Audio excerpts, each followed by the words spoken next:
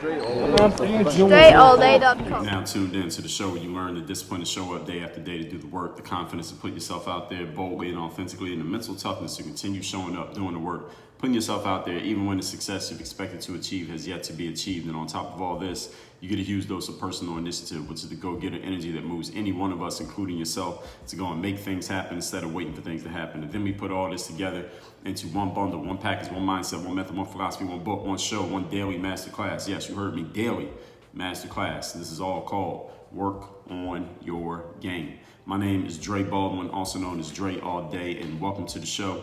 And today's topic is how to build relationships in business.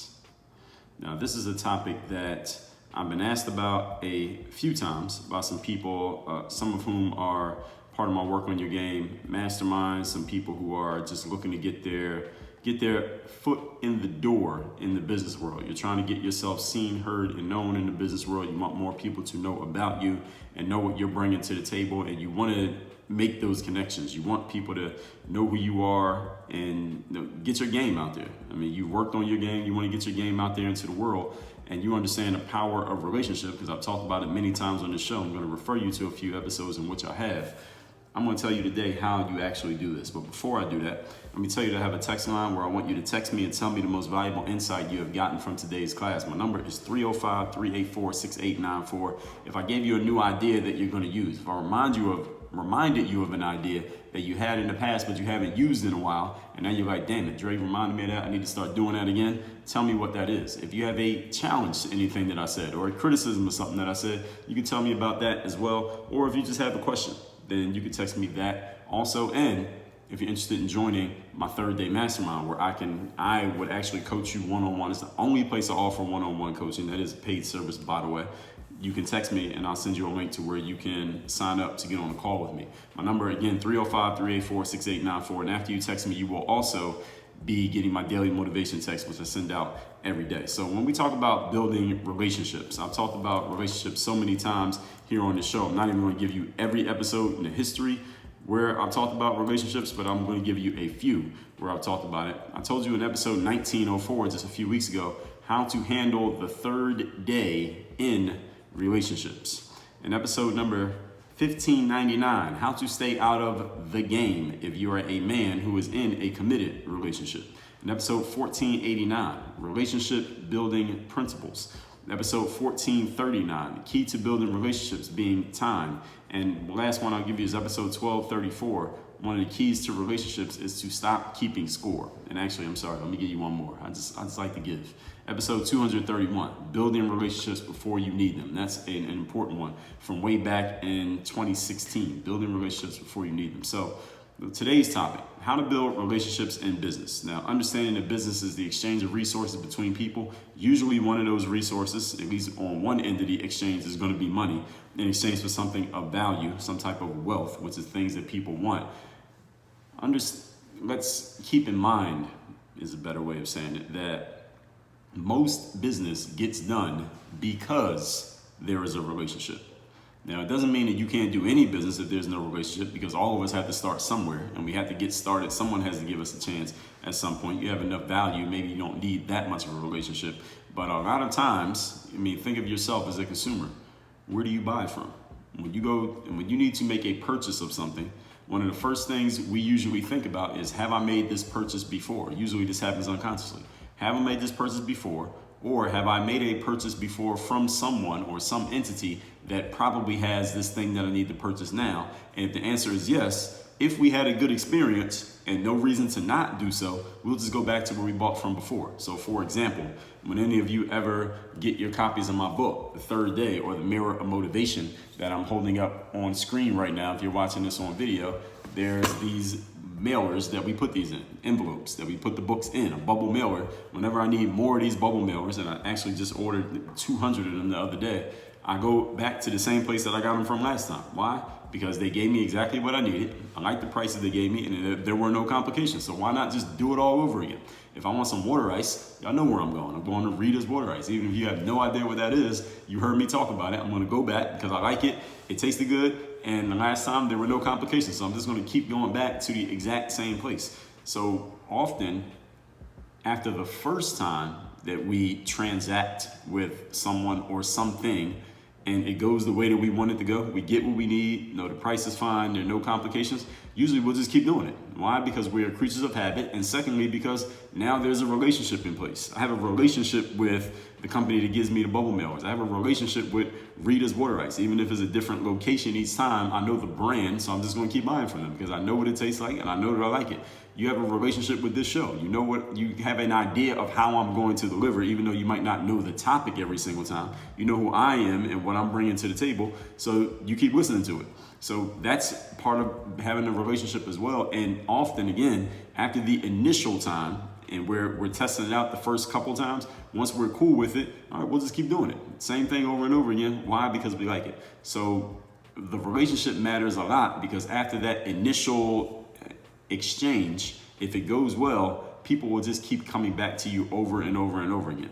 So this is why word of mouth is one of the best ways to create transactions, to make sales, and to drive revenue in your business, and to bring new blood, new life into your business. I talked about this in episode 1835, or was it 1735? I keep getting those two episodes mixed up. 1835, the 3 marketing traffic secrets and strategies and how to use each. And not secrets, strategies and how to use each. One of them is collaboration.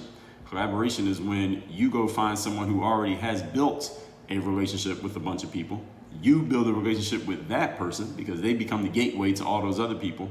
And because you're standing next to them, you get a little bit of that know, like, and trust factor to rub off on you. So some of their audience will now do what you're offering. Now they will come into your world simply because they have at least a little bit of trust for you, because you're standing next to someone that they already trust.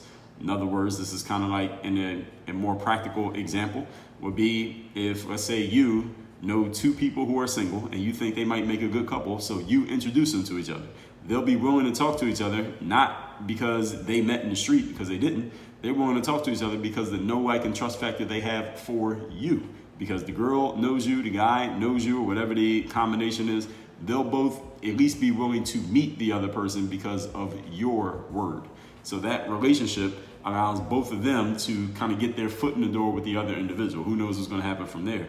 But this is the power of relationship. When someone already knows you, likes you, and trusts you, they are willing, more willing at least, to be open to whatever it is that you're offering. Doesn't necessarily mean they're going to do it, but they're at least willing to have a listen to what you have to say. And that is half the battle most of the time in life, is just getting the opportunity, right? Getting someone to at least lend you their eyes and lend you their ears to see what it is that you're offering, and then they can make a decision about it. But if you can't even get in the room, then how can you get your game out there into the world? So these relationships matter a whole lot in business. Let's talk about how you actually do it. Point number 1. Topic again today is how to build relationships in business. Number 1, build your platform. What does that mean? Platform means, what are you offering? What are you bringing to the table? Who the hell are you? And why is your offering useful for me? Why does your offering matter to me?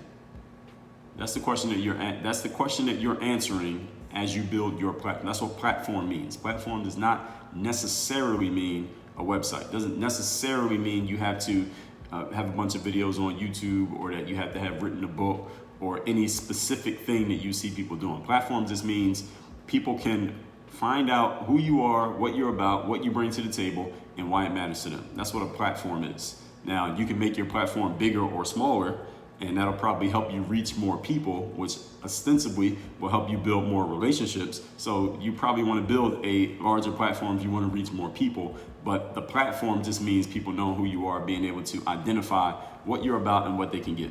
If you think about the relationships that you want to build in business, usually you're not building relationships with people who don't have anything going on. Right? You want to build a relationship with somebody who has something going on, who is doing something, who is about something, who has some resources that they can offer. Time, money, attention, energy, focus. They got to have some resources that they can bring to the relationship as well, right? Because you don't want to build a relationship with a bunch of people who ain't doing nothing, because how is that going to help you? I mean, just thinking of remember the law of association, which we talked about in episode number 1880. Now, you want to associate with people who are at least on your level, or maybe a level higher than you, so that you can raise your game up, right? So you want to build a relationship with someone who's doing something. Therefore, knowing this, reverse engineer that. Those people that you want to build relationships with, they're looking at you the same way that you are looking at them. Meaning, they don't want to build a relationship with someone who ain't got nothing going on. They don't want to build a relationship with someone who's not doing anything, who's not bringing anything to the table. Nobody is looking to connect with a person who doesn't have anything to offer. We all want to build with someone who is doing something, who is going somewhere. So, reverse engineering all of this, what does this mean, folks? You need to be the type of person who can add value and make it obvious what value you can add based on the presentation of your platform.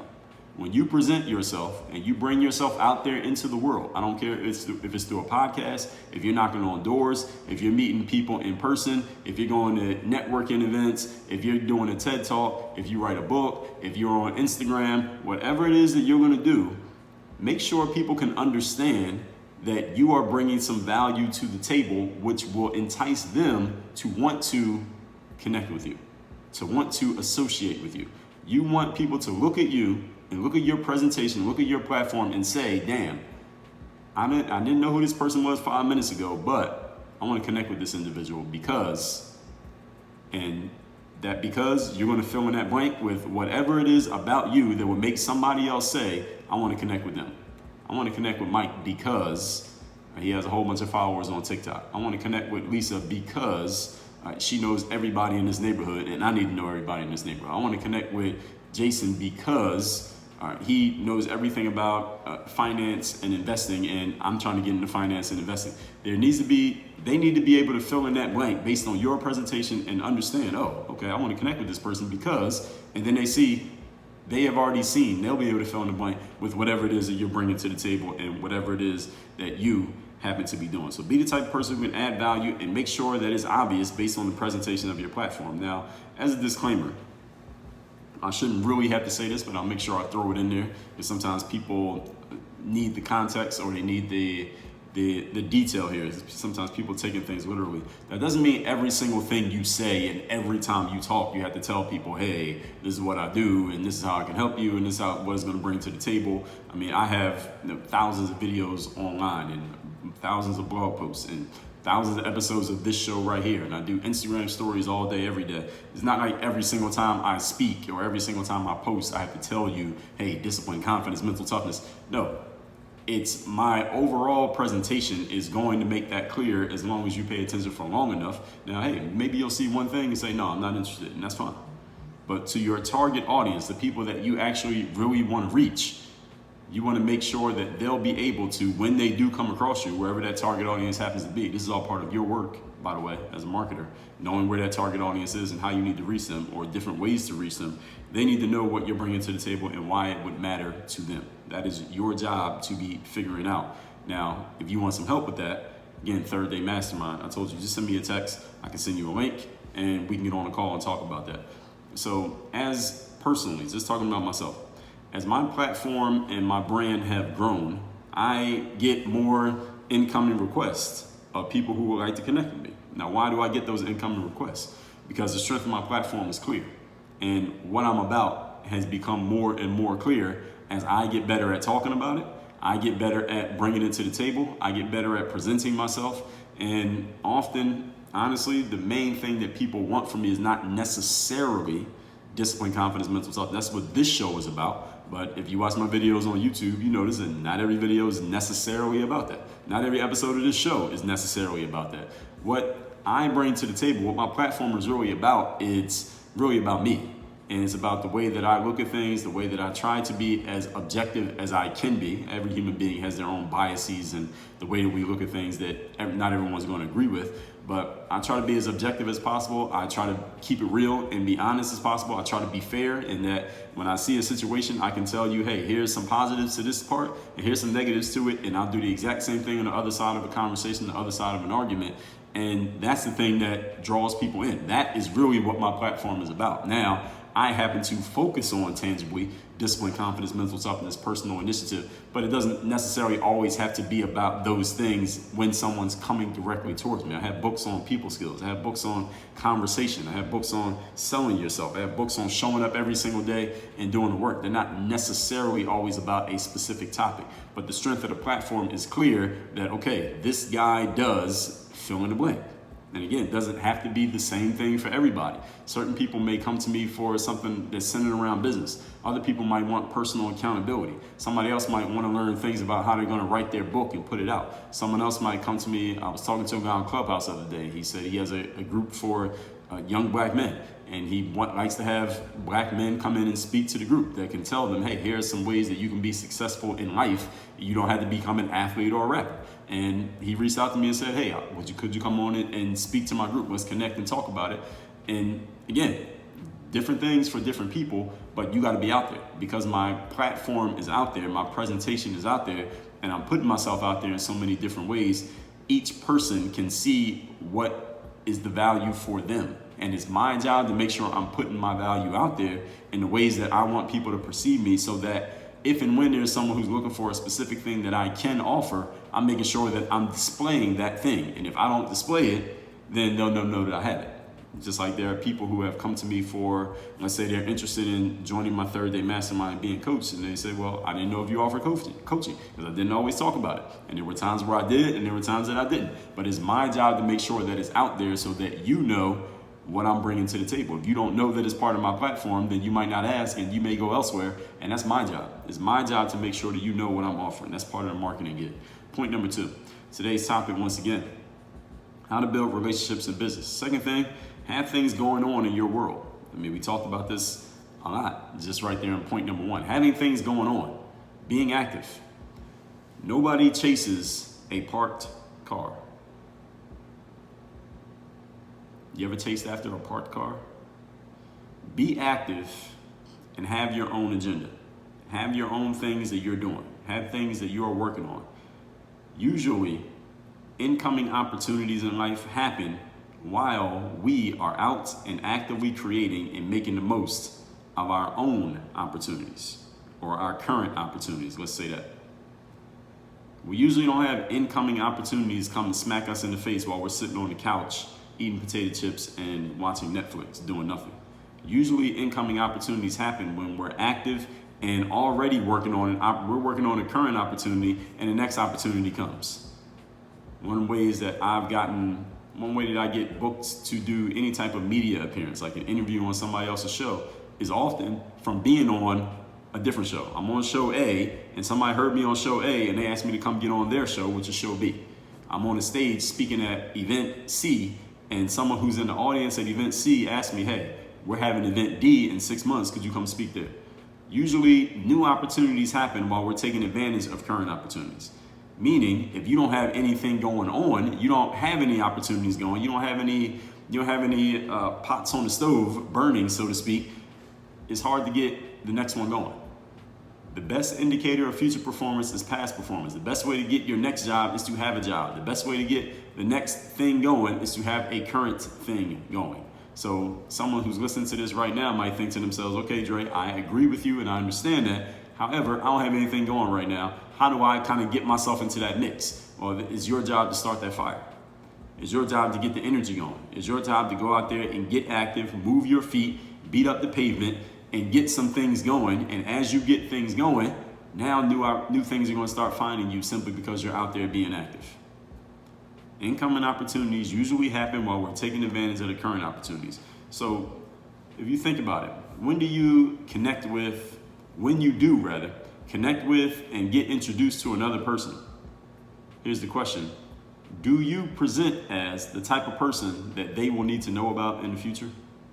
And when I say present as, it doesn't mean you have to have on a suit all the time. I mean, look at me. I don't wear a suit 99% of the time. Looking like a person that they will need to know means when they find out about you, as they learn about you, do they think to themselves, damn, all right, this person actually has something going on. This person actually has some substance. This person is actually out here doing things and bringing things to the table. I need to know about this person. I need to stay in touch with this person. Even if they're completely out of your world, they might do something completely different from you. I talked about how to be a person of substance in episode 1286. If you have not listened to that, I suggest you do. It was one of my favorite episodes as well. I got a lot of favorite episodes. Episode 1620, I told you the style and substance mix for building an audience. I'll give you an example of what I just talked about. Look, presenting as a person who is about something and is got something going on. The other day I met my next door neighbor.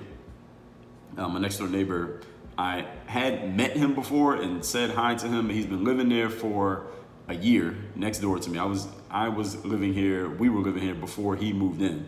And then he moved in and I had met him and said hi to him, shook hands with him. We exchanged information briefly, not information like phone numbers or anything, but like, hey, where are you from? What do you do? Etc. It was a quick, elevator conversation. I just saw him this past Friday. I'm recording this from when I'm recording this. I just saw him and we were in the elevator, both going up, obviously to the same floor. And we started talking. We stood outside in the hallway. We talked for about 20 minutes. And it was the first time that he had actually, and we were mostly talking about stuff that he has going on in his world. And he's in a completely different world from me. And later in the conversation, he asked me a little bit about what I did. And I mentioned I used to play basketball, and I told him what I do now, that I help people with personal development, professional development. And he lit up. He was like, man, I'm really into professional development. He's personal development, rather. He started telling me about these podcasts that he listens to and books that he's into, et cetera, et cetera. And now he's coming into my world. Now he looked me up on, he asked me if I was on Instagram. He looked at my Instagram, he saw my bio. He was like, oh man, you write books. Oh man, you did TED Talks. And now he's into my world. Now he's paying attention to the stuff that I'm doing. Now he looked at my IG story. Now I see that he is getting into my products and things like that. And I'm telling you that to tell you this, not to impress you, but to impress upon you.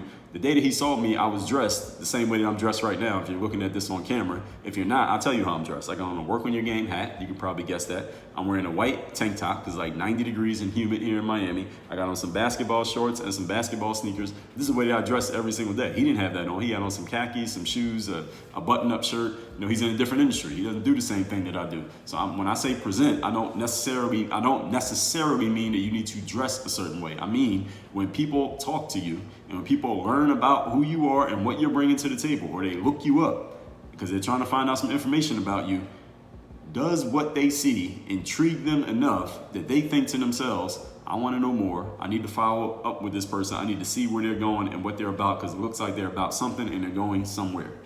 That's what I mean when I say present like somebody who's going somewhere. If someone was to ask you the question, what are you working on right now? Do you have an answer to the question? If someone asks you, what is your biggest, highest ROI opportunity that you're working on right now, or the thing that you're trying to build, or the offering that you're putting out to the world, do you have an answer to the question? What's your thing? What's the main thing that you offer? Whenever I talk to a business person or a digital marketer, let's say, not a business person, but a person who's in digital marketing, which is the industry that I'm in, they'll often ask me something like that. All right, what do you do? Like, what do you sell? What do you bring to the table? How do people get into your world? What's your sales funnel like? What's your highest ROI? What's your highest ticket product that you offer? People are often asking that because when they're in the digital marketing space and I'm in the digital marketing space, they're just trying to get a feel for what I'm about and what I'm bringing to the table. It's not about how much money I have or how big my audience is necessarily. Again, they're just trying to get a feel for what I'm doing, where I'm at, and where I'm going with this. Is this person playing on this level, or are they playing on this level, or are they playing on this level? They're just trying to get a feel based on my answers to the question. This gives people an idea about you and if you will be worth their time. And understand that being worth another person's time doesn't necessarily, whether you are or are not, doesn't necessarily mean that you're right or wrong, that you're good or bad. Again, this is all based on the relationships that you want to build. So based on the type of person that you want to be in a relationship with in business, would your answers to those questions intrigue that individual? That's your job to figure out the answer to that question. Now, if I was talking to someone, let's say they're in the fitness space, maybe they might be interested in me because I'm a former athlete, but it's not like I'm out in the sports world talking about basketball and lifting weights every single day. Now, maybe they might not be that interested. They might be I might be a cool person to know in association, but I'm not doing that on a day-to-day basis. They might not care as much. But someone who's into personal development, now they hear about me, they're like, okay, now I'm in. So it depends on the type of person that you're talking to and the type of person that you're trying to target, and vice versa. Who are they into and who are they trying to target?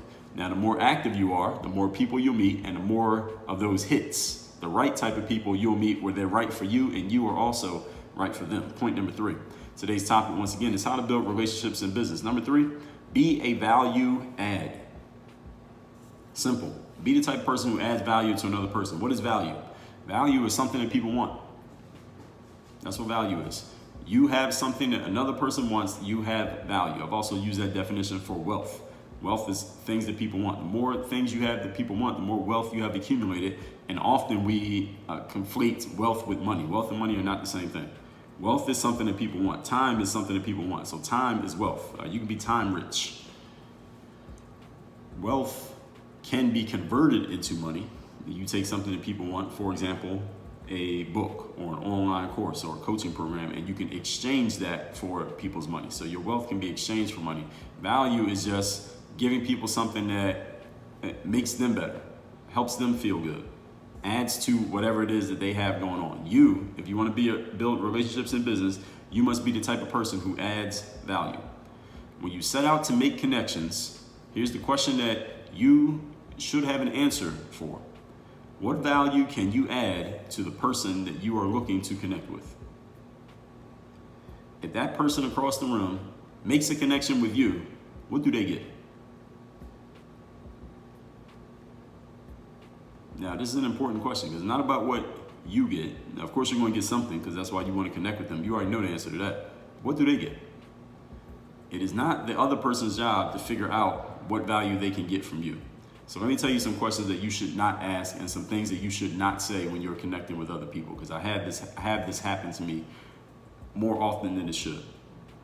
Do not reach out to a person and tell them how they could add value to you, and then you say something like, let me know what I could do in exchange to help you, or something like that. If you don't know that person at all and there's no relationship at all, oftentimes that's not going to work. On LinkedIn, I get messages all the time. I don't know why this happens on LinkedIn more than anywhere else, or maybe I do. But on LinkedIn, I get messages from people who say, well, hey, I noticed that we're both in Miami, or I noticed we're both in the professional development space, or I noticed that we both have written books. Can we hop on a Zoom call for a virtual coffee meeting for 15 minutes to find out how we could be a mutual benefit to each other? I'm like, hell no. I don't say that. I just delete the message. But I'm like, that's giving me an extra job. Now I got to figure out what I can get out of you, and I got to figure out what I could do for you. They probably already know what I could do for them. They're not saying it, they're being vague, which is, again, a bad sales pitch, because now I don't know exactly what you want. I'm absolutely saying no to that.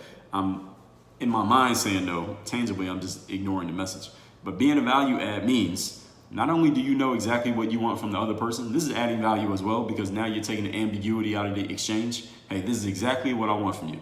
All right, you have this. This is exactly how much of it I want. This is exactly what I want to do with what you have going on. And you can tell them specifically and exactly what you can do for them and how it would matter to them. Now you make it easy for them to assess your offer, and they can say yes or they can say no. But when there's all this vagueness in it, and they don't even know exactly what you want, nor do they know exactly what you can offer, most of the time, if you're talking to someone who has something going on, they're going to say no. Why are they going to say no? Because they already got a bunch of stuff going on. They don't need the extra job of trying to figure out what they could do for you or what you could do for them, because they already got stuff going on. The people who will say yes to that might be people who don't have much going on. You might not want to connect with them anyway. All right, anyone who's just going to take a message from you where you're vaguely asking them to meet for a virtual coffee and get on a 20-minute Zoom call to see how y'all might be able to help each other, that person who says yes to that might not have much going on, so they're available to take your call, and they might not be very clear on the value that they add because you weren't clear on yours and they said yes to it. Someone who can clearly add value is going to ask another question before they say yes to that, if they respond to you at all. So don't do that. So all you on LinkedIn doing that, stop doing it. Most people have things going on in their business. People who do have things going on in their business, rather, they're not going to connect over coffee to explore, quote unquote, how you two might be able to help each other. Why? They already got other stuff going on. Why do they need a vague exploration conversation when you already got stuff going on and they know exactly what's happening? All right, would you do it? I don't know if that stuff actually works for anybody, but I see a lot of people trying it. So maybe it's working for certain people. Maybe it's just a numbers game to them. But understand, when you reach out to someone, I don't care if you reach out on the internet, if you send them a DM, if you meet them in person, if you run up on them in their office, whatever, be specific.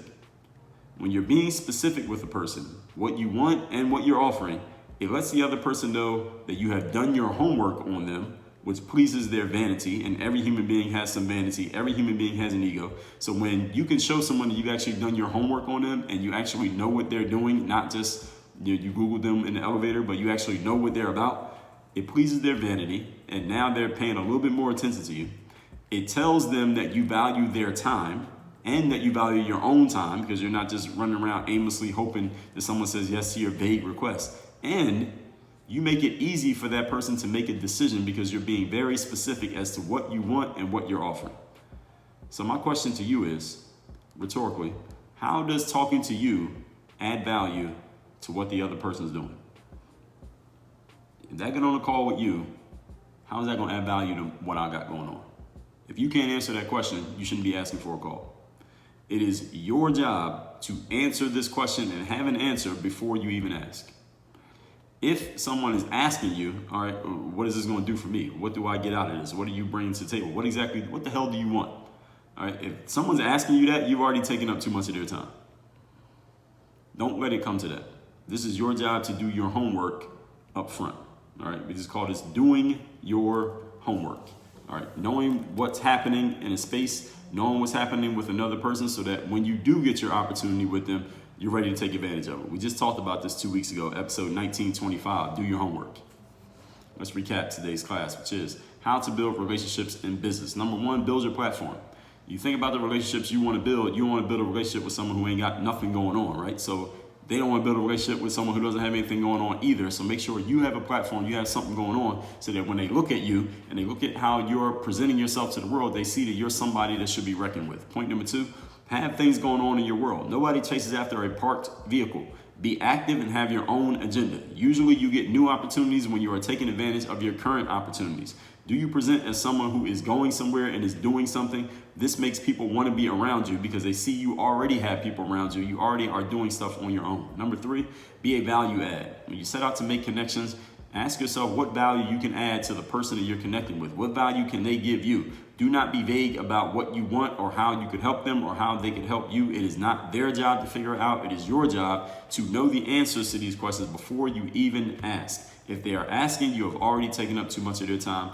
Add value by reducing the amount of time you're asking for from another person, because time is the most valuable resource we all have. And people who are about something, the type of people you want to build relationships with, they understand this. So they're not going to give you too much of their time if it's clear you haven't invested any of your own up front. If you're looking to join and get coached by me, my 3rd-day mastermind, the only place that I offer coaching, you can hop on a call with me so we can explore and find out exactly where you're at, exactly where you want to go, and exactly how I can help. You see what I did there? See how I made it very clear exactly what's going to happen there? If you're interested in that, go to workonyourgameuniversity.com/call. That's where you can sign up for a free call with me, hop on Zoom, we'll have our conversation, and we'll go from there. And send me a text. Tell me the most valuable insight you got from today's masterclass. My number 305-384-6894. Work on your game. Dre all day.